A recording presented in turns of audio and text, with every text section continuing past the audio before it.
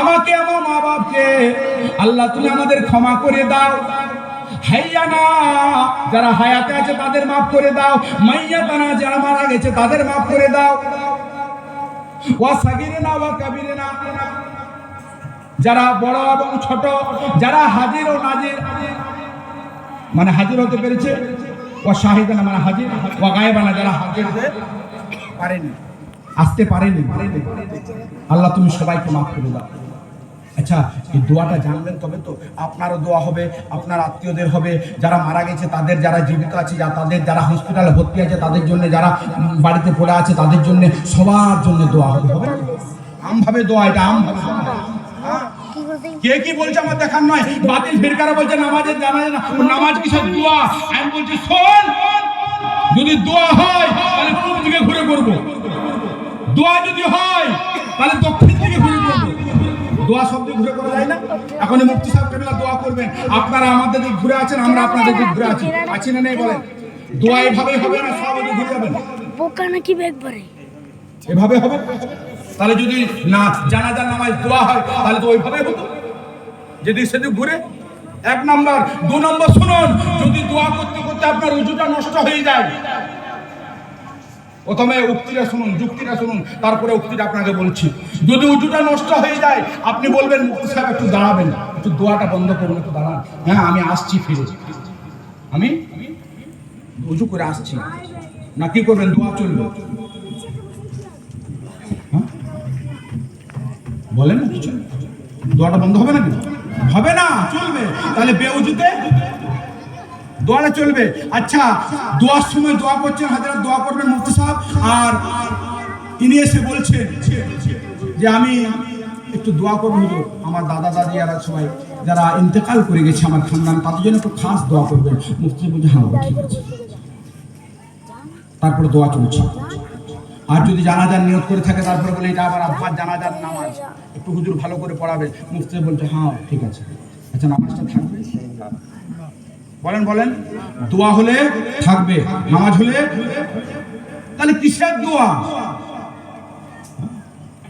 প্যারে হাজিরি, যাই হোক দুঃখটা এখন থাক, সময়টা বেড়ে যাবে।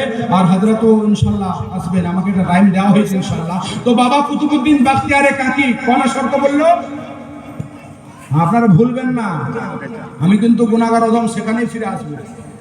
4টা শর্ত বলেনি?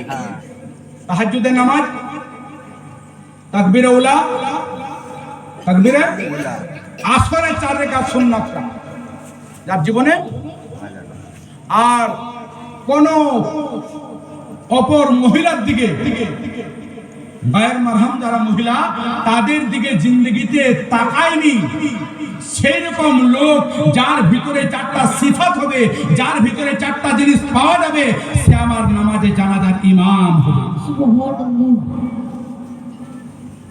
আচ্ছা, জানাজা রেডি করে যদি এখন লিখে দেওয়া হয় আর এই শর্তগুলো যদি বলে শোনানো হয়, তো জানাজা থেকেই যাবে, থাকবে না? আমাদের মধ্যে থাকবে এগুলো, শর্তগুলো আছে, শুধু দেখুন বহু কম আল্লাহর বান্দা হয়তো আছে। হ্যাঁ, তবে কুতুবউদ্দিন বাখতিয়ারে কাকি যখন বলে গেলেন ওয়াসিয়ত নামাজ শোনাচ্ছে, অনেকক্ষণ ধরে লোকজন কে পড়াবে, কার মধ্যে শর্ত আছে? বড় বড় ওলামা ছিলেন, বড় বড় মুফতি ছিলেন, বড় বড় হাফিজ ছিলেন, সব ছিলেন। জানাজাকে পড়ালেন জানেন? একজন গিয়ে বলছেন ঠিক আছে আমি নামাজে জানাজার ইমাম হব। উনি নামাজ পড়ালেন, যিনি নামাজ পড়ালেন তিনি অন্য কেউ নয়, উনি হচ্ছেন দিল্লির সম্রাট বাদশাহ শামসুদ্দিন আলতামাস রহমতুল্লাহ। সুবহানাল্লাহ।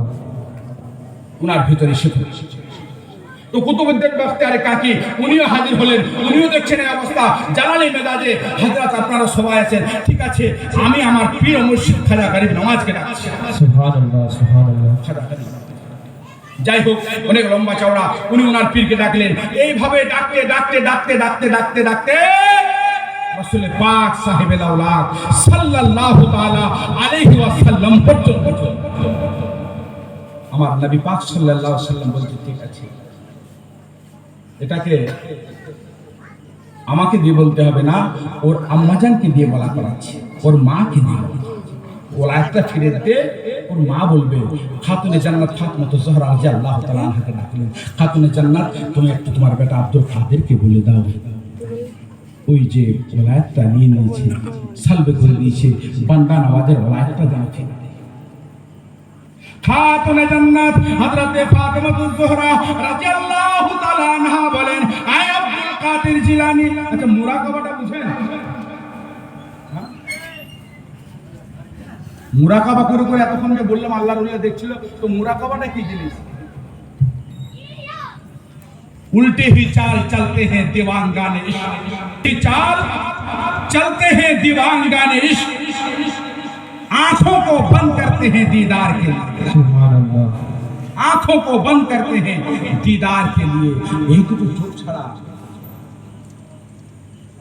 এখান থেকে দেখা যায়, এখান থেকে চোখ বেরোয়, এই চোখের দিকে মুরাকাবা, এই চোখে এই চোখ বন্ধ করে দেয়, আর এই চোখে রশিদ দেখছে গাউসে আজম কোথায় আছে। হ্যাঁ, তো আমরা তো আমাদের অন্তরটাকে মেরে ফেলেছি, মানি না? কলমাখানে একটা ভাত ছাড়ি না, মাইয়াতের দিনে ফান্ডের ভাত হলে একটাও ছাড়ি না, আছে না? আছে নাই? ওগুলো খেলে তো দিল মুর্দা হবে। যারা খাবার তারা খাবে, সাহেবের সাহেব থেকে নিয়ে শুরু করে বাদ কেউ থাকে না, খবর নিয়ে দেখবেন। প্যারা হাজিরিন, তো যাই হোক মুরাকাবা করে দেখলেন, ফাতেমাতুজ জোহরা রাদিয়াল্লাহু তাআলা আওয়াজ দেন, আয় আব্দুল কাদের, বান্দা নওয়াজের ওলায়াতটা ফিরে দাও। উনি বললেন, আমি জান, ওনার ওলায়াতটা আমি কাঢ়িনি, আমি সালবে করে আমি লিনি, কে দিয়েছে? আল্লাহ তাবারাকা ওয়া তাআলা। ঠিক আছে, তুমি একটু দোয়া করে দাও। গাউসে আজম দোয়া করলেন, আর দোয়া করে মায়ের বলাতে গাউসে আজম বললেন, ঠিক আছে, আমি আমার তরফ থেকে একটা ওলায়াত আমি আরো ওনাকে দান করছি, আর আল্লাহর কাছে দোয়া করছি ওটাও ওনাকে ফিরে দিবেন। যার জন্য বান্দা নওয়াজ দুটো ওলায়াতের মালিক, সুবহানাল্লাহ, বান্দা নওয়াজ দুটো ওলায়াতের মালিক। গাউসে আজমের তরফ থেকে একটা দিলেন, আর আল্লাহ তাবারাকা ওয়া তাআলা গাউসে আজমের সাথে যে টাক্কর করলেন, ওনার সামনে যে কথাটা বললেন, যার জন্য ওনার সাথে সালব হয়েছিল, সেটাও ফিরে দিলেন গাউসে আজমের দোয়া। ইনি হলেন গাউসে আজম। 20,000 মুফতিয়ান, 20,000 হাফেজ উলামা মাওলানা মুফতিকে নিয়ে মক্কা শরীফে হজের উদ্দেশ্যে গেলেন। হজে মুফতিয়ান মুফতি মক্কা আজম, সবচাইতে বড় মক্কার মুফতি, উনি গাউসে আজমের কিমতি লেবাস দেখলেন, সুন্দর চেহারা, সুন্দর লেবাস, 20,000 উলামা দিন মুফতিয়ান ইকরামের সাথে আছে, ভাবলেন লোকটা কোনো মারতাবা वाला লোক হবে। ঠিক আছে, একটু আলাপ আলোচনা করি। আলাপ আলোচনা করা হলো, আলাপ আলোচনা দেখা হলো, প্রশ্ন উত্তর দিয়ে যায়। গাউসে আজম শেষের বেলায় বললো, আচ্ছা मैं भी एक सवाल कर लूं, আমি একটা কথা আপনাকে বলি, একটা প্রশ্ন করি। হ্যাঁ করুন। আচ্ছা আপনি বলুন তো, আমার নবী পাক সাল্লাল্লাহু আলাইহি সাল্লামকে শেষ গোসলটা দিলেন, গোসলটা জিস মুবারক থেকে পানি লেগে সেই পানিটা জমিনে গেল, জমিন থেকে পানিটা কোথায় গেল কি বলুন তো? মুফতি আজমে মক্কা হাক্কার বাক্কা। ঠিক আছে হযরত, কাল বলুন। চলে গেলেন লাইব্রেরিতে, সব কিতাবগুলো খাটলেন, তিনার রুমে যত কিতাব, সব কিতাব খুঁজে বেড়াচ্ছে, কোনো কিতাবই পাচ্ছে না। পেরেশান হয়ে, ক্লান্ত হয়ে আপনার শুয়ে পড়লেন। আর যখনই চোখ লেগেছে, আকা ইনামদার সাহেবে লাউলাদ সরকার দু আলম সাল্লাল্লাহু তাআলা সাল্লাম জলওয়া ফরোজ, সুবহানাল্লাহ। ইনাকে দেখে মুফতি আজম মক্কা হুজুর তাশরিফ নিয়েছেন, বড় ভালো হয়েছে, আমি বড় বিপদে আছি, আপনি এসেছেন, এর চাইতে আর ভালো কি হবে? কারণ এই খবরটা আপনার চাইতে ভালো আর কে বলতে পারবে? না কি হয়েছে? না আমি জানতে চাই হুজুর, আপনার গোসলের পানিটা, গোসল দেওয়ার পরে সে পানিটা কি হয়েছিল, এই ব্যাপারটা আমি জানতে চাই। বলে আমাকে জিজ্ঞাসা করবে? শোনো, আমি বলবো না, আমার পাশে একজন দাঁড়িয়ে আছে, ইনাকে জিজ্ঞাসা করবে। উনি বললেন, ওনাকে আমি দেখতে পাচ্ছিলাম হালকা হালকা, কাপড়ের রংটা বোঝা যাচ্ছিল, কিন্তু মুখমণ্ডলের চেহারাটা বোঝা যায়নি। আমি বললাম, আচ্ছা ঠিক আছে, আপনি বলুন। তো উনি বললেন, শোনো, গোসল দেওয়ার পরে গোসলের পানি জমিনে পড়লো, জমিনে পড়ার পরে আমার আল্লাহ ফারিস্তাকে হুকুম দিল, ফারিস্তারা পানিটাকে কুড়িয়ে নিল, কুড়িয়ে নেওয়ার পরে, তুলে নেওয়ার পরে আল্লাহ হুকুম দিল, দুনিয়ার জমিনে এই পানিটাকে ছড়িয়ে দাও, বিভিন্ন জায়গায় পানিটাকে ছড়িয়ে দাও। ফারিস্তার মারফতে পানিটাকে ছড়ানো হয়ে গেল। কিয়ামত পর্যন্ত যেখানে যেখানে মসজিদ তৈরি হবে, আল্লাহর নবীর গোসলের লাগা পানি সেই জমিনে পড়ে আছে, সেই পানি ইনি দেখে নিলেন। সকালবেলা এসছে, সালাম কালাম হওয়ার পরে কথাবার্তা হতে ইনি জিজ্ঞাসাই করেন না, গাউসে আজম জিজ্ঞাসাই করেন না। শেষের বেলায় মুফতি আজম মক্কা বলছেন, হুজুর সেই কালওয়ালা বাদ, কালকার কথাটা, আচ্ছা বলুন, ভুলেই গেছেন, বলুন। হুজুর আপনি বললেন না গোসলের পানি, তো গোসলের পানি এই হয়েছে। উনি বললেন আচ্ছা কোথায় পেলে বাবা? বলে হুজুর মুফতি সাহেব মানুষ তো মিথ্যা কথা বলবেন কি? হযরত আমি কিতাব খুঁজেছি পাইনি, অনেক ক্লান্ত হয়ে গেছিলাম, শুয়ে পড়লাম। আমার আকা মুস্তাফা সাল্লাল্লাহু আলাইহি ওয়াসাল্লাম জালওয়া ফুরছে। আমি জিজ্ঞাসা করলাম ইয়া রাসূলুল্লাহ গোসলে পানি? উনি বলে আমাকে জিজ্ঞাসা না করে আমার পাশে যিনি আছে তাকে জিজ্ঞাসা করো। গাউসে আজম রাদিয়াল্লাহু তাআলা আনহু বলেন বাবা ওই দিকটা আমি বলবো? হ্যাঁ হুজুর বলুন। বলে শোনো উনার চেহারা এরকম আবছা আবছা ছিল, বুঝতে পারোনি? বল না। পোশাকটা এরকম ছিল? বলে হ্যাঁ এরকম ছিল। আচ্ছা উনি বললেন এই গোসলের পানিটাই জিসমে লেগে এইভাবে এইভাবে তোলা হয়েছে, এই কথাই তো বলেছিল? বলে হ্যাঁ। বলে ওনার কে ছিল চিনেছে? বলে না চিনে না। বলে যিনি ছিলেন তিনার নামে হচ্ছে গাউসে আজম আব্দুল কাদের জিলানী, ওটা আমি ছিলাম রাসূলুল্লাহ। গাউসে আজম তো প্যারে হাজিরিন, গাউসে আজমের মাকাম কত বড়, গাউসে আজমের পাওয়ার কতটা, ওলায়াতের বাদশাহ যেনাকে বলা হয়, ওলায়াতের যেনাকে আপনার শাহানশাহ বলা হয়, গাউসে আজমের প্রত্যেক ওলি যার যার ওলায়াত পেয়েছেন সেইখানে স্টেম যেটা লাগে সেই স্টেমটা গাউসে আজমের স্টেম। প্যারে হাজিরিন আপনি ভাববেন না যতটুকু এই কথাটা। যাই হোক আমি আরো কিছু পড়েছিলাম, তার সিরাতে মুস্তাকিম, ইহদিনাস সিরাতুল মুস্তাকিম, এই যে রাস্তাটা, যে রাস্তায় চললে আল্লাহর কাছ থেকে ইনাম ইকরাম পাওয়া যাবে, সেই রাস্তাটা কোন রাস্তাটা? এটাই হচ্ছে আউলিয়াদের রাস্তা। এই সিরাতুল মুস্তাকিম এটাই হচ্ছে ওলি আল্লাহর রাস্তা, এটাই হচ্ছে আল্লাহ ওয়ালাদের রাস্তা। এই সিরাতুল মুস্তাকিমে চলুন, আল্লাহর কাছ থেকে ইনাম ইকরাম পাবেন। আল্লাহ ওয়াদা করেছেন এই রাস্তায় চলো, যে পথে আমার ওলিগণ চলে গেছে, যে পথে আমার সিদ্দিকিন চলে গেছে, যে পথে আমার নেককার বান্দা বান্দি চলে গেছে, এই পথটাই চলো। ইনাম রাখা হয়েছে, ইকরাম রাখা হয়েছে। প্যারে হাজিরিন আর আপনাকে বলবো কি,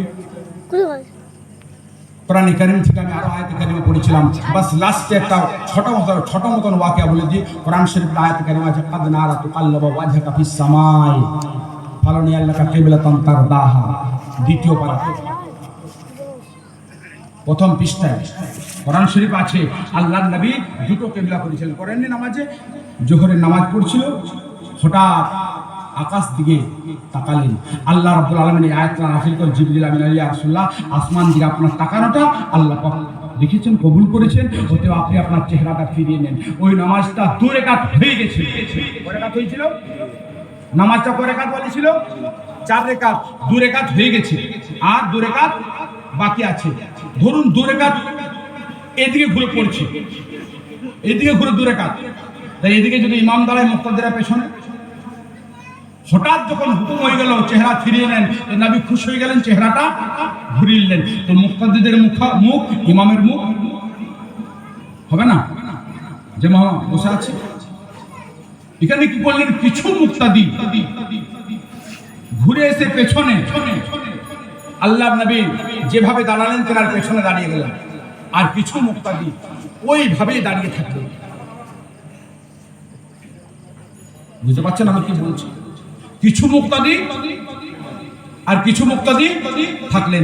রাসূল পাক সাহেবে আওলাদ সাল্লাল্লাহু তাআলা আলাইহি সাল্লাম নামাজকে সম্পূর্ণ করলেন, সালাম ফেরালেন, সম্পূর্ণ করলেন। রাসূল পাক সাল্লাল্লাহু আলাইহি সাল্লাম দাঁড়িয়ে আর জিজ্ঞাসা করলেন যিনারা ঘুরেছিলেন তিনাদেরকে, এই সাহাবী রাসূল শুনো, আমার কাছে জিবরিল আমিন এসেছিল, আমি জিবরিলকে দেখলাম, জিবরিল কি বলল আমি শুনলাম, তোমরা কি জিবরিলকে দেখেছো? বলে না ইয়া রাসূলুল্লাহ। জিবরিল কি বলেছে তোমরা শুনেছো? না ইয়া রাসূলুল্লাহ। তাহলে আমি ঘুরলাম, তোমরা কেন ঘুরে গেলে? এটা এনাদের প্রশ্ন। যিনারা ঘুরেননি তিনাদেরকে রাসূল পাক বলেন, এই সাহাবী রাসূল শোনো, জিবরিল এসেছে, জিবরিল কি বলেছে? আমি ঘুরে গেলাম, কিছু সাহাবী ঘুরে গেল, তোমরা কেন ঘুরে গেলে? দুরকম হয়ে আছে না? দুরকম হয়ে আছে। কিছু সাহাবী ঘুরে গেছেন আর কিছু সাহাবী সেই জায়গাতে দাঁড় করা আছে, ঘুরে। রাসূলুল্লাহ আল্লাহু আকবার, ইয়া রাসূলুল্লাহ, নারায়ে তাকবীর, নারায়ে রিসালাত, মাসলাকে আলা হযরত উলামায়ে আহলে সুন্নাত, মুফতি সাহেব কিবলা, জলসা রাসূল ওয়ারা नाराए तकबीर, नाराए रिसालत, मसलके आला हजरत, फैजाने आला हजरत, नाराए तकबीर, नाराए रिसालत। बस दু তিনটে কথা বলে ইনশাআল্লাহ হুজুরে হাওয়ালায় মাইক করে দেবো। তো মুক্তাদি কিছু এইরকম দাঁড়িয়ে আছে, কিছু মুক্তাদি রাসূলের পেছনে চলে এসেছে।